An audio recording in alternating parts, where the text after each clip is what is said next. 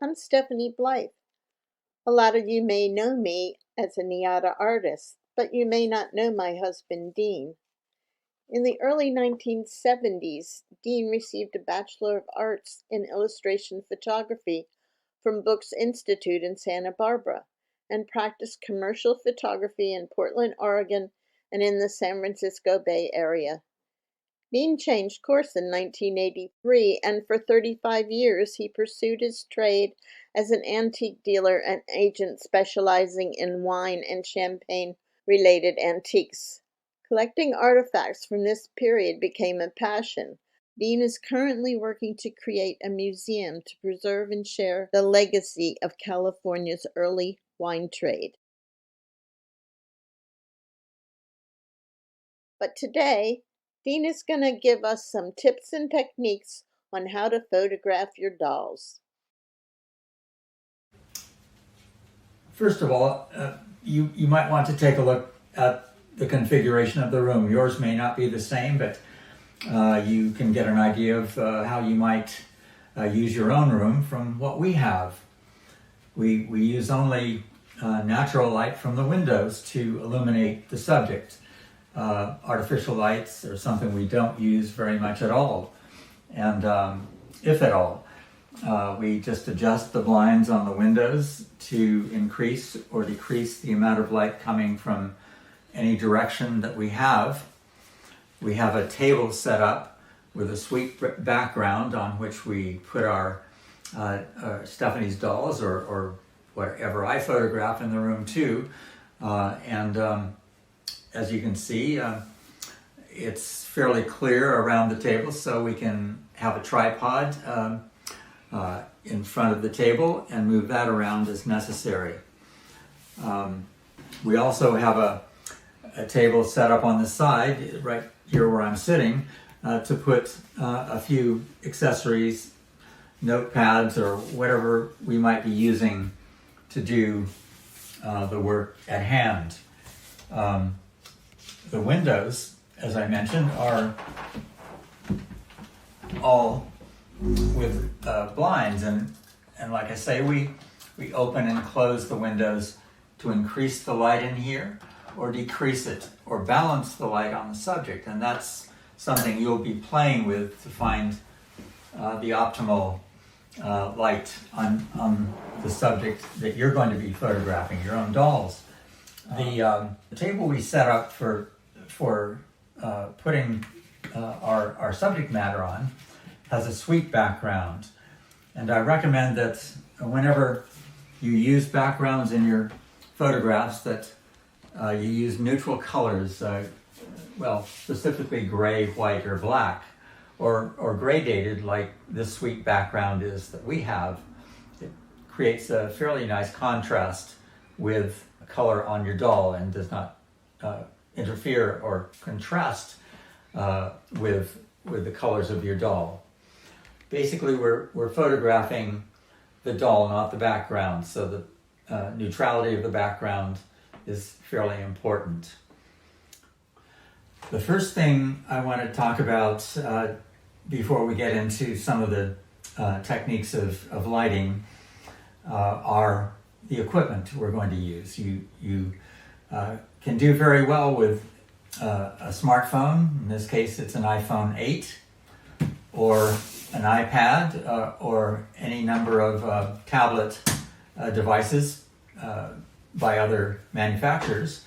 But the cameras are very high quality in these devices today. You do not need to invest in an expensive digital single lens reflex camera.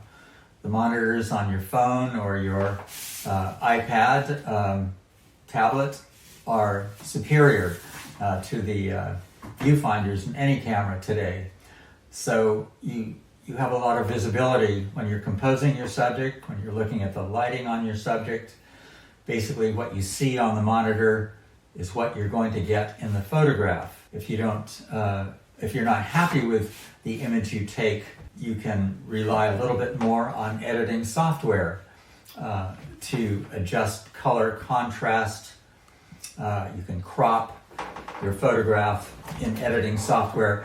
I'm not going to teach you a whole lot about editing software for photographs, that's something you'll need to spend some time on.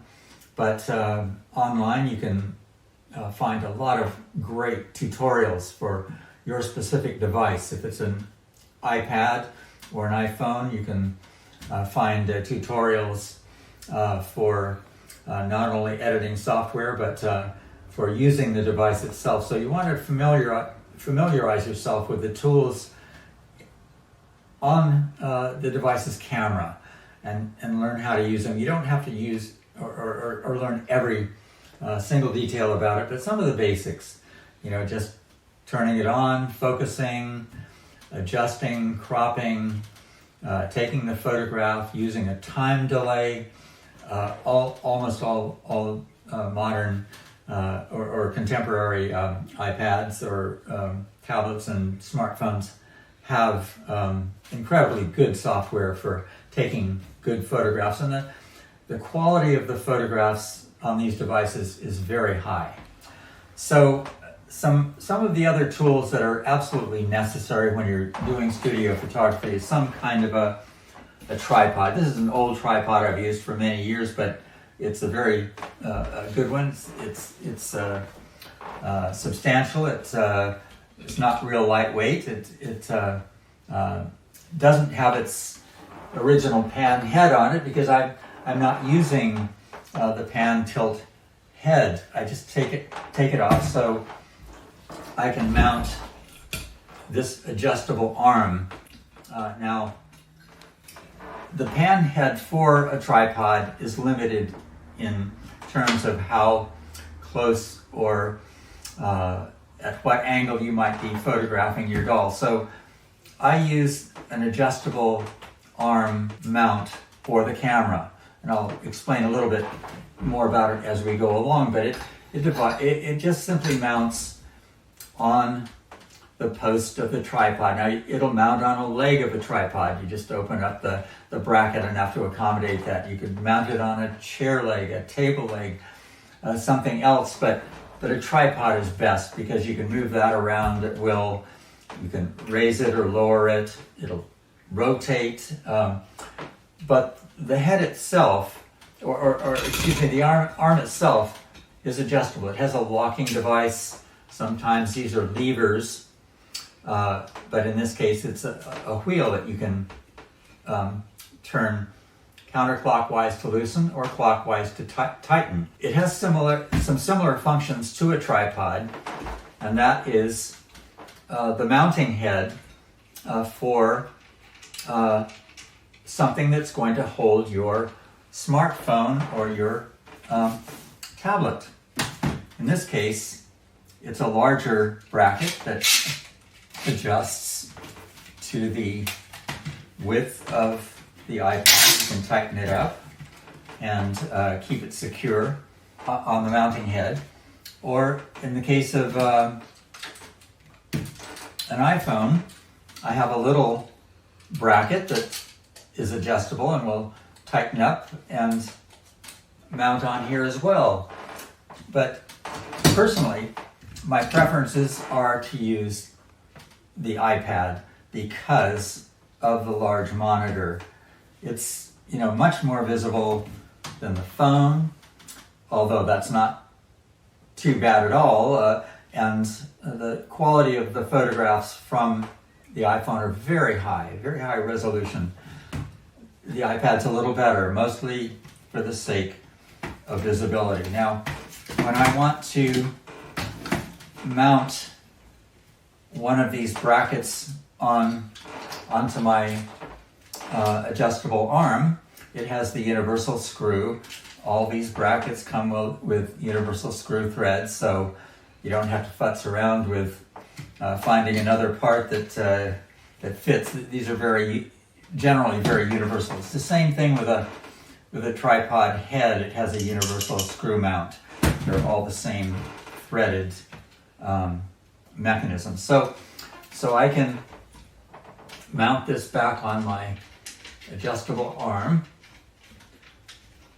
tighten it up nice and secure.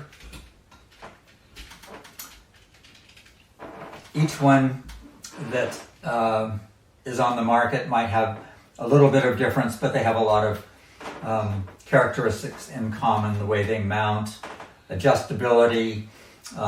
Sometimes a bracket is meant for a very specific phone, a smartphone. It's not an adjustable width, it just snaps in, but you generally are better off finding one that's slightly adjustable so you can adjust it to the width of your camera or your phone.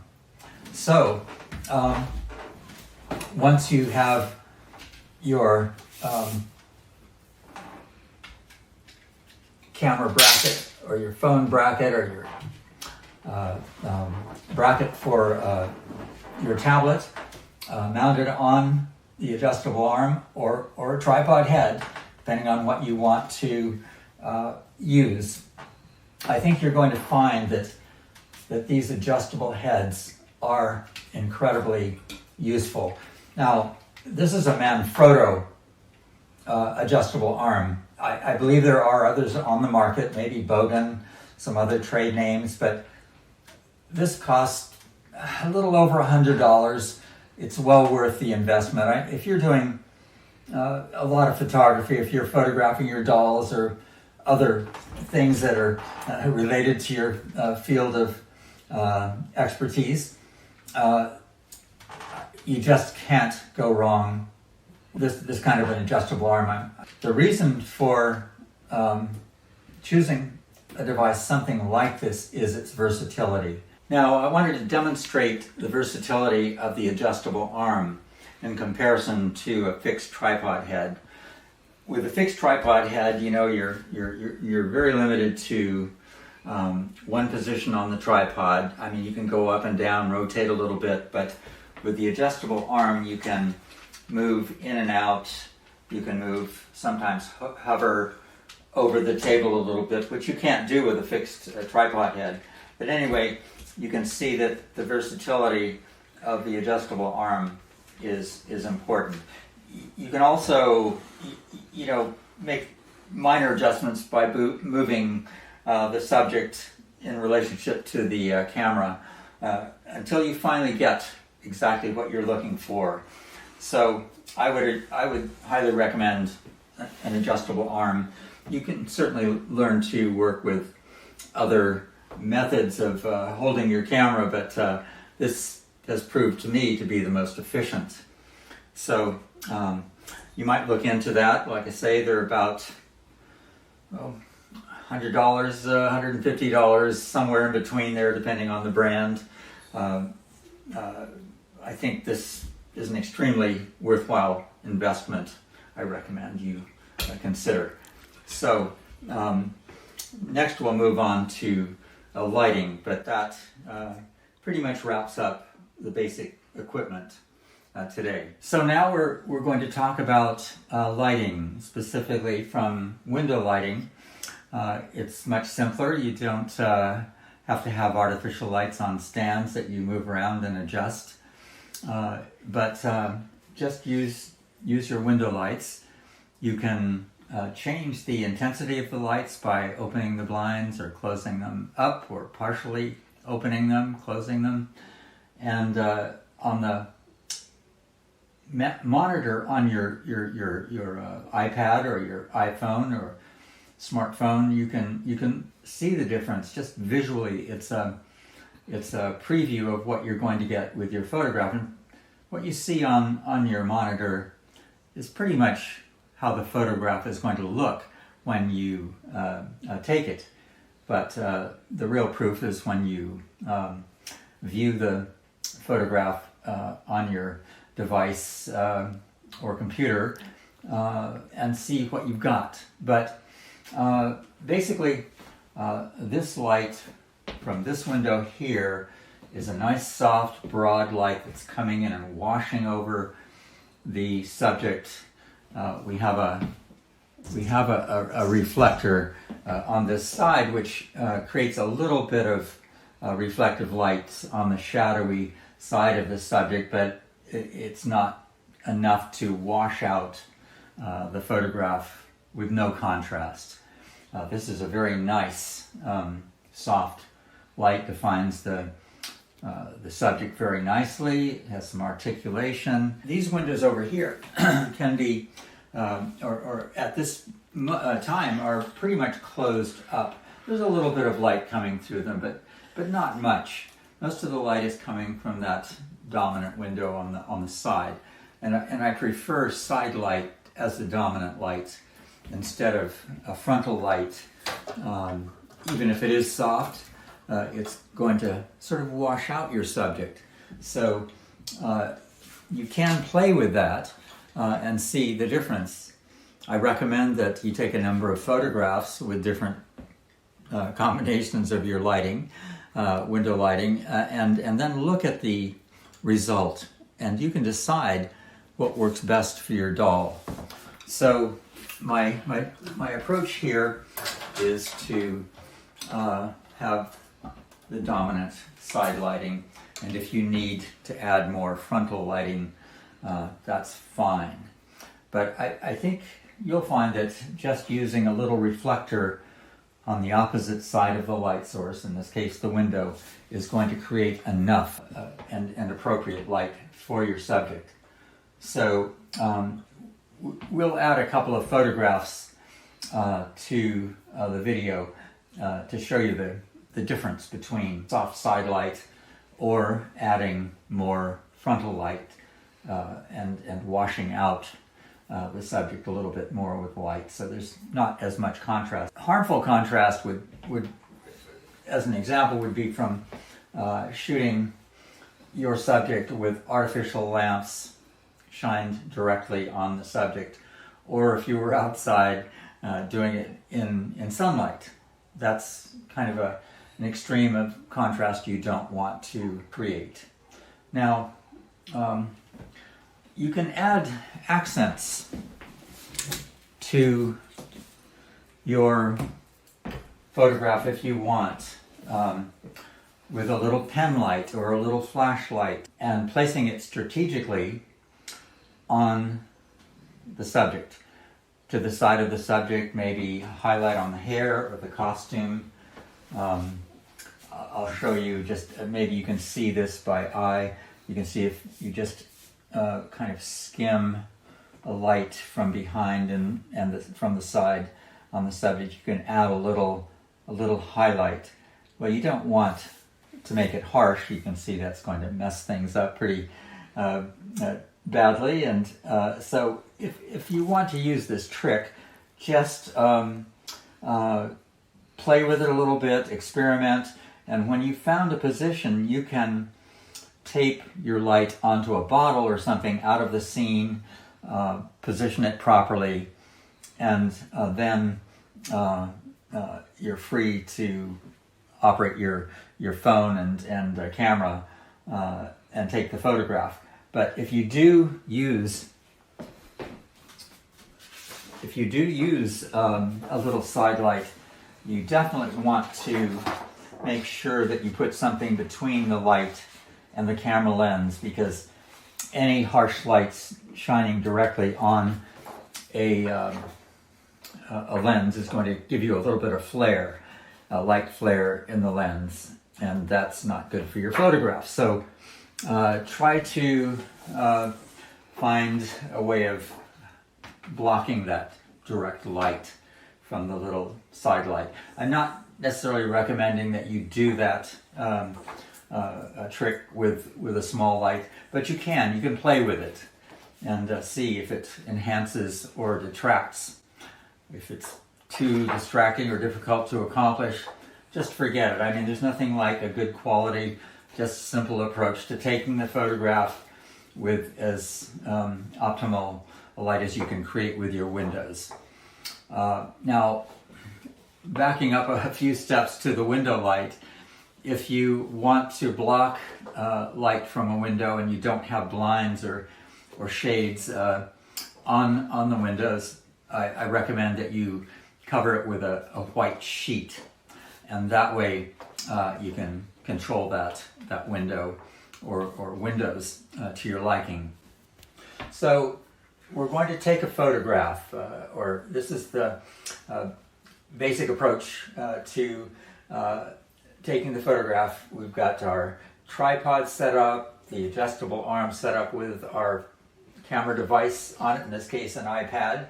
The doll is here. We've got it on the sweet background.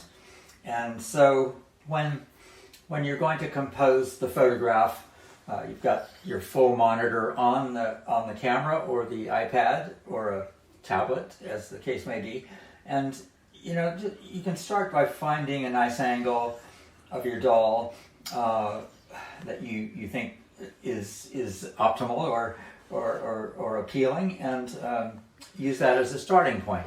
But I recommend that you photograph your doll from different angles, close-ups included, and at the end, the best approach is to shoot more photographs than you're going to need. Look at them all and edit down to the ones you're going to use. We're going to start with the camera on, and the monitor is going to show you what you're going to get. So let's just say that we're happy now with the subject and the composition. As you can see, if you change the relative proximity of the doll to the camera, you're going to change the size on the monitor. Now, I recommend that you do not zoom in to photograph your doll. You move the doll and the camera closer together. You'll maintain a higher resolution on your image, on your final image, if you do that. If you zoom, you're simply enlarging the pixels on the image and therefore reducing the quality of the photograph. So now we're ready to take a photograph. We've got our lighting set up, the camera set up, the doll's here.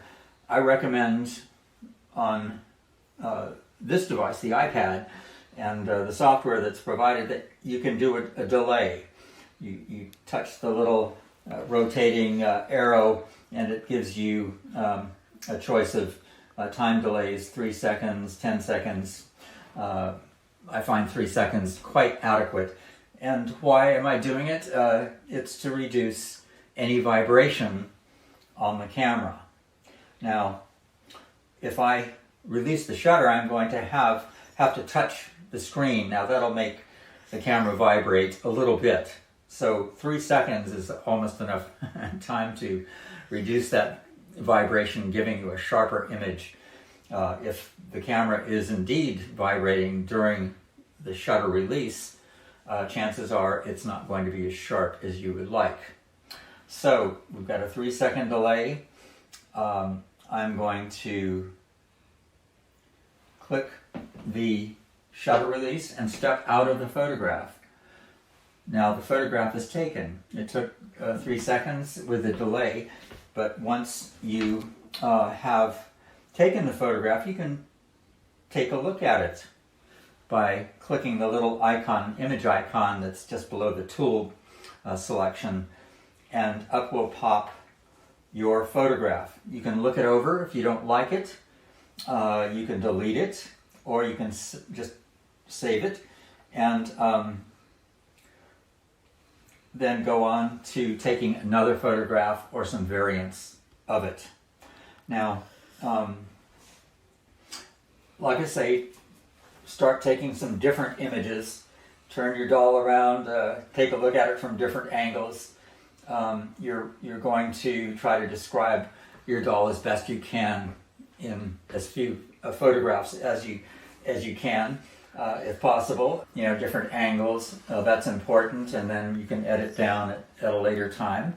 But one tip about taking a photograph of a doll, which is basically a little person, this software for the iPhone or for the iPad tends to automatically focus on the face as though it were a person in front of the camera. So that is a nice automatic option that the software does for you in case you forget to focus on where you want. But you can focus on a place on the object if you wish. For instance, a hand, and all you have to do is touch that spot on the monitor, you'll see a little yellow square telling you that indeed you've refocused on a different spot on your doll. But I would say always keep the face in focus, just like a portrait. You want to see the face in sharp focus, the eyes, the expression, what have you. So make sure you're focusing properly before you take your photograph. One more note about composing your photograph by zooming or moving the camera or the doll. Now, to zoom, and it's not a cardinal sin, is you put two fingers on your screen and expand them. I think some of you are probably familiar with that method of enlarging or reducing a photograph. If you were looking at the monitor here like I am, you can see as you enlarge by zooming that the quality of the image is going downhill fast. But within reason, you can zoom by touching your monitor in this fashion, expanding or contracting the image again. But like I say, the better method is to simply move your object closer to the camera or the camera closer to the object, and then checking your focus again by touching the screen where you want the sharpest focus. The face is, as I say, the best focus. So just keep that in mind when you're setting up and composing, and you'll find that moving the camera and the object or the subject works much better.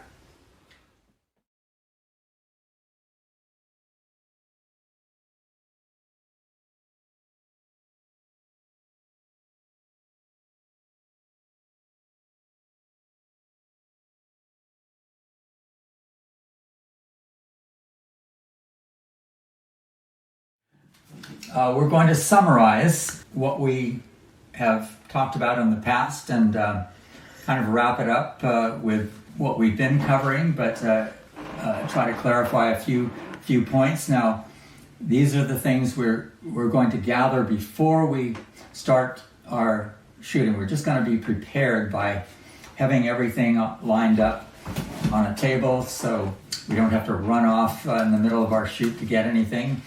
And so we've got some mounting heads for the iPad or a tablet and some mounting heads for a smartphone or an iPhone.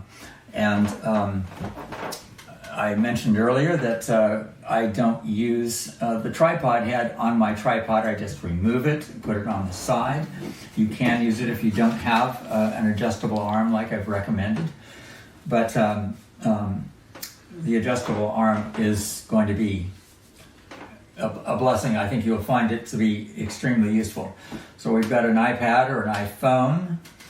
We've got some little pen lights in case you want to do any accents, some little pieces of board that can be used to block that light from your camera lens. And you have a doll, a subject. And you might have something to prop up your little blockers, or keep the light off of your lens by propping it up with something like a little can or a bottle. And of course we have our tripod, the adjustable arm, the sweep background, reflectors, and we're pretty much ready to start assembling our photograph and shooting. As I mentioned earlier, the background, really simple is best. White, black, neutral gray, or a gradated background. You can find these online. The gradated backgrounds are a little pricey, but not unreasonable, and they add quite a nice touch of visual interest without complicating the photograph. But I would stay with simple backgrounds unless you want to build little sets for your dolls or create an environment.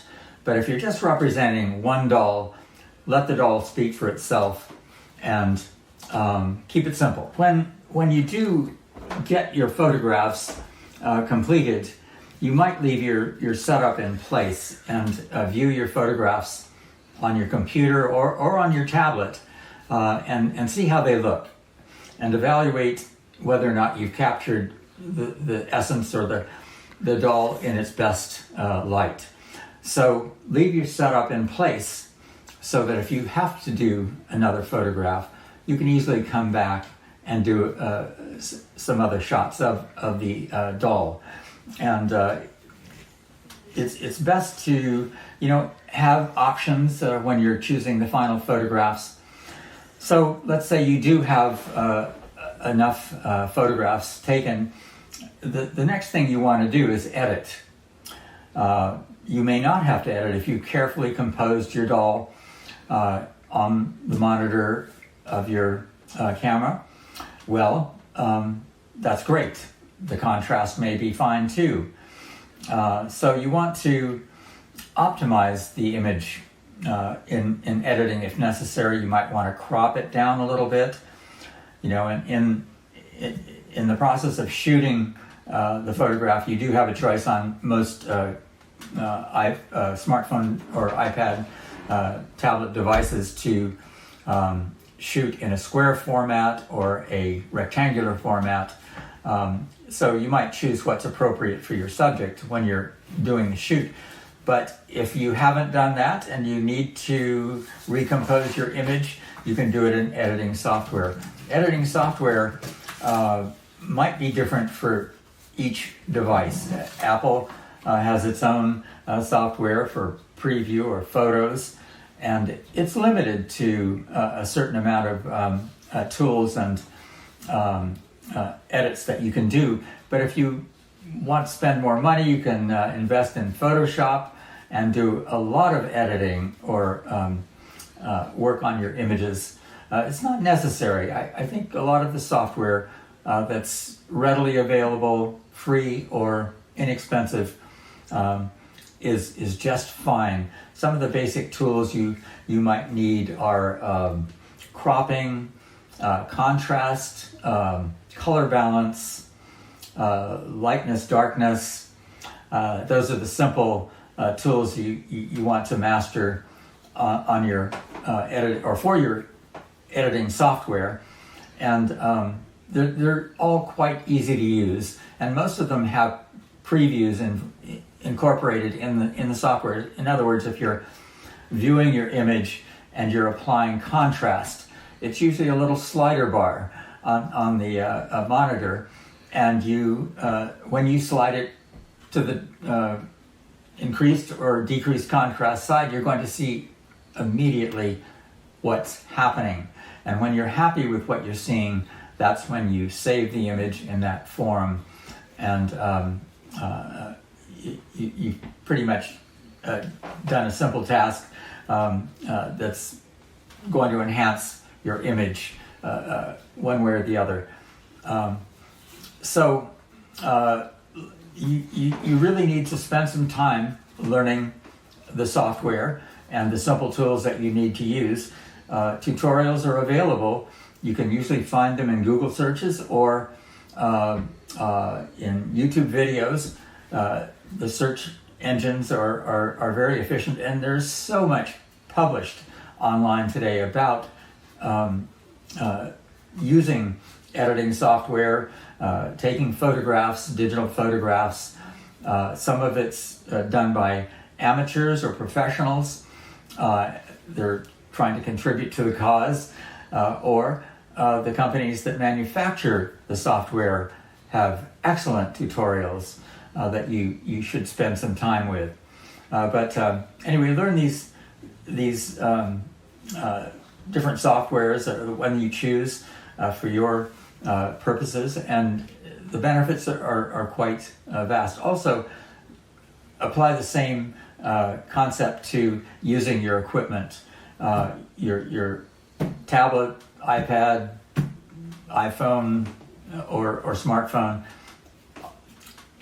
The software for the camera in these is also available from the manufacturers and very good. So spend a little time, invest the time in learning how to use your tools to an optimum result.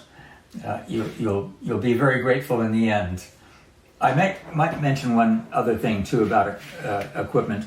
If you're having, or if you're in a photo shoot with a number of your dolls, or it's a complicated shoot, you want to do a lot of images, sometimes leaving the camera on during the shoot will suck up a lot of energy and drain your battery. So you can keep your charging cord handy. If it's not long enough to reach, just get a small extension cord, plug that into the extension cord, and keep this plug in your camera or your tablet. So hopefully this has been useful information that you'll enjoy and benefit from for a long time. But really experiment with all these tools and approaches and find what works best for you. And I think you'll find that you can be your own photographer and do pretty nice work to present your work to others.